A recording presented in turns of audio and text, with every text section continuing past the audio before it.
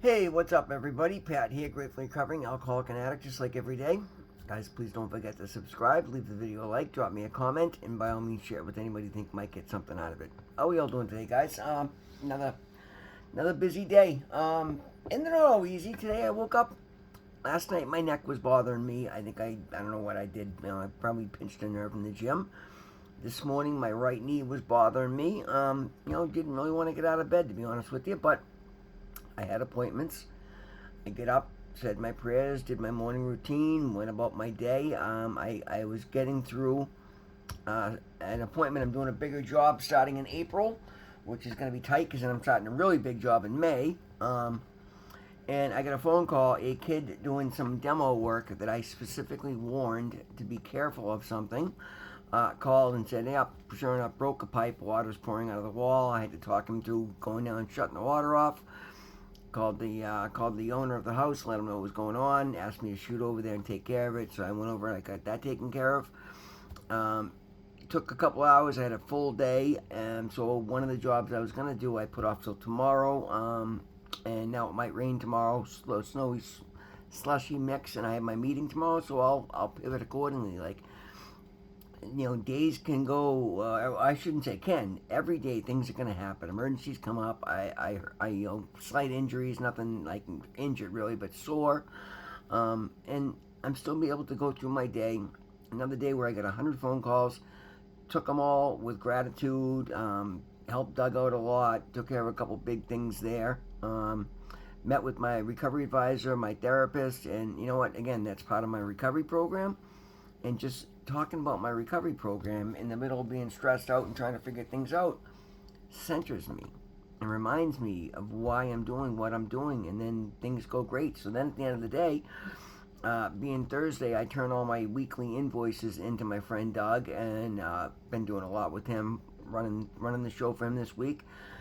So I got a couple of checks that came in, so I went and deposited them. And guys, when you see the culmination of what you're making in a week, when it's not hard to be grateful.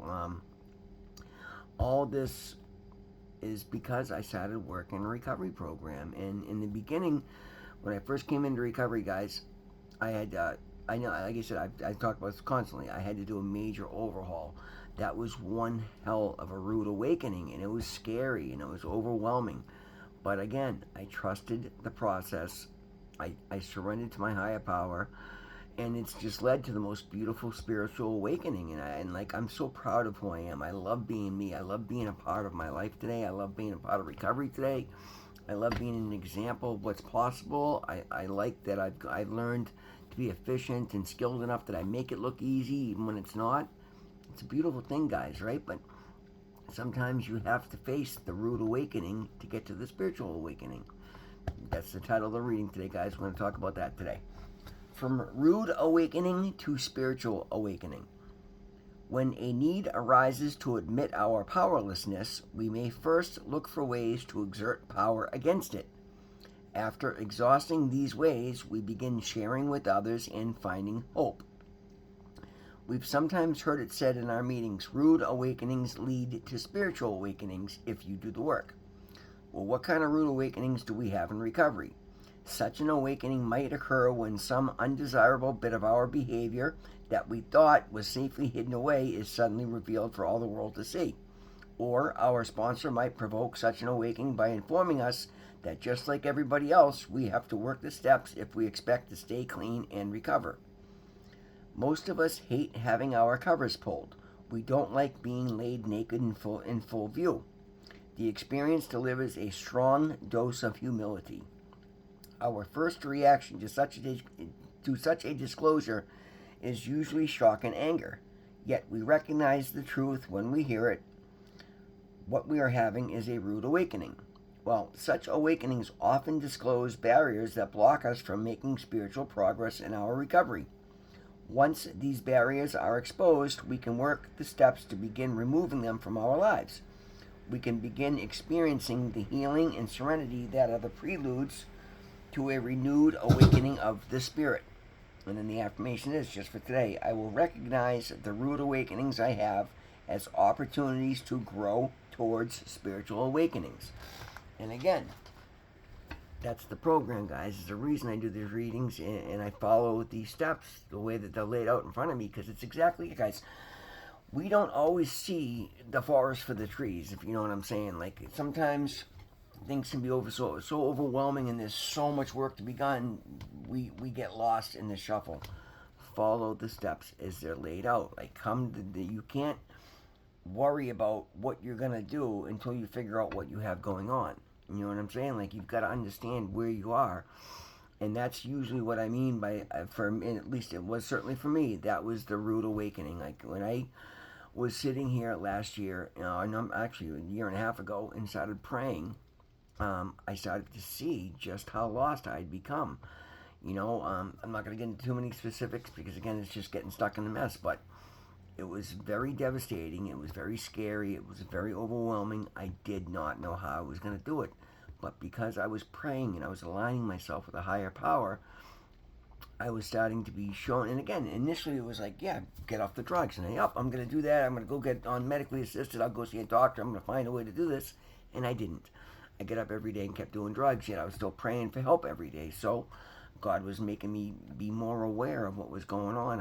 I was being forced to face the rude awakening that I was an absolute mess. And I'm proud to say that today because I recognized it and I started doing work on it. And none of those things apply. I was just meeting with my therapist tonight shortly before this video.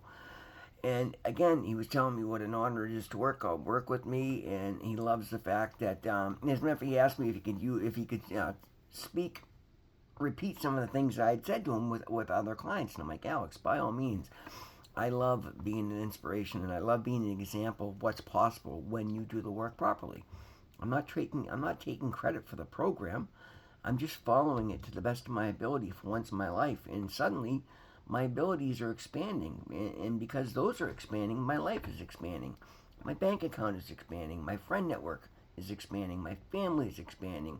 My body is expanding. I'm getting bigger, getting stronger, going to the gym, getting healthier.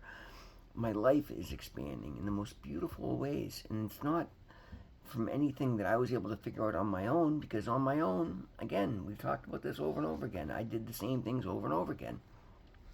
The rude awakening came first.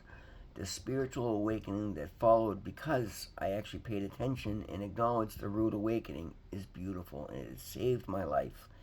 It has let me figure out who I am. It has given me purpose. It has made me proud to be a part of something, a part of a lot of things today. It is absolutely shocking. I met with another friend of mine today who is a licensed master plumber that I'm bringing on as an employee to do the 3-family house that we're starting sometime in April, May, as soon as the building's ready. And it was great. And this is somebody I used to work under. And Johnny asked me, he's like, listen, he goes, this is your job again. Are you going to be able to pay me weekly, or do I have to wait till you get checks? And I'm like, Johnny, absolutely not. I'm like, I have no problem. Like, I appreciate you're willing to come on this project with me and work for me. Of course, I'm going to pay you every week. And like, that's amazing. It's a licensed plumber that makes damn good money. And I'm like, at any other point in my life, I'd have been like, even if I was trying to take on a job like this, I'd be calling, Doug, you're going to have to front.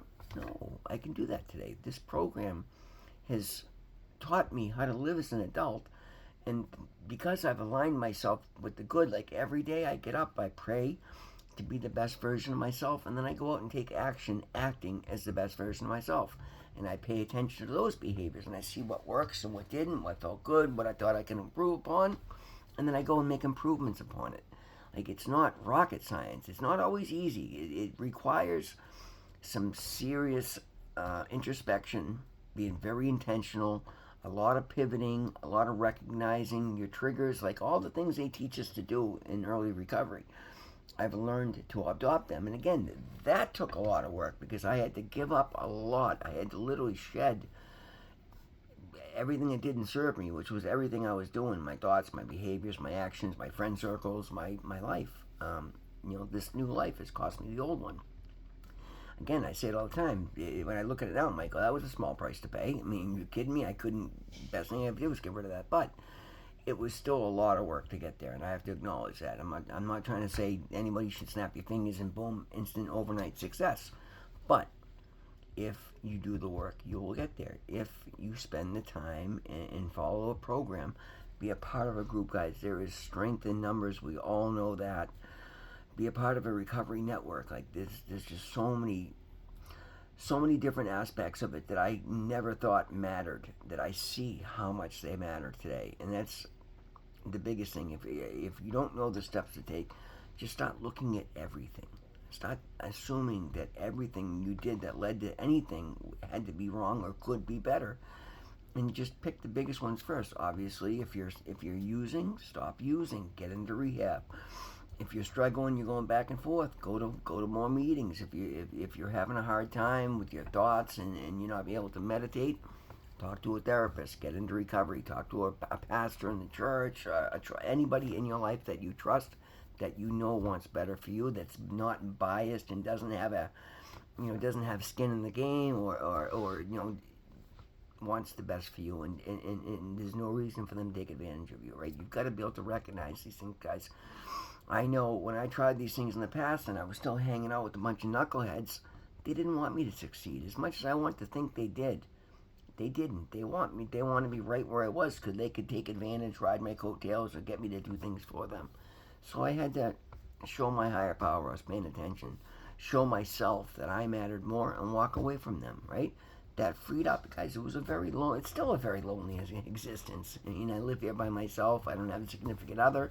I don't go out socially very often because I'm building something and I'm still, for once in my life, not rushing things, because that's another issue I see that I had. And again, I can only recognize these issues because I work my program. I listen to others. I look at my history, for instance, and said, yeah, you know what, the last 2 times that I made it all the way through a halfway house, so I got, 6-7 months of recovery under my belt, I immediately started feeling good about myself. Oh, I'm healthy, I'm strong, I'm looking better than I did. Let me run out and start dating. And then I was not emotionally or just I wasn't ready for it. I didn't have stability. I didn't have a backup plan for when all of a sudden I put all my energy into one person and then that person, does something behind my back or isn't seeing things the same way I am, and I didn't know how to emotionally deal with it because I've never dealt with adult emotions as a sober individual. I just medicated them and lied, and that doesn't work. So boom, I understand that today. So I'm like, okay, well, we're not gonna go join some dating site. I'm not gonna run out and go looking for a girlfriend right away. No, I'm gonna sit back and focus. And again, boom. So that got me to the next leg of recovery. So now I've sat back and focused. Well, what do I put all my energy into? Well, my YouTube channel, my recovery network, my AA meeting, and my business. So lo and behold, now that AA meeting, I'm somebody that's respected in it. I'm in the inner circle. I'm chairing one of the my weekly meeting, my YouTube channel. I'm proud of this because I've consistently grown this channel every day. My business is absolutely shockingly good. The way that I'm perceived is just mind-boggling, guys.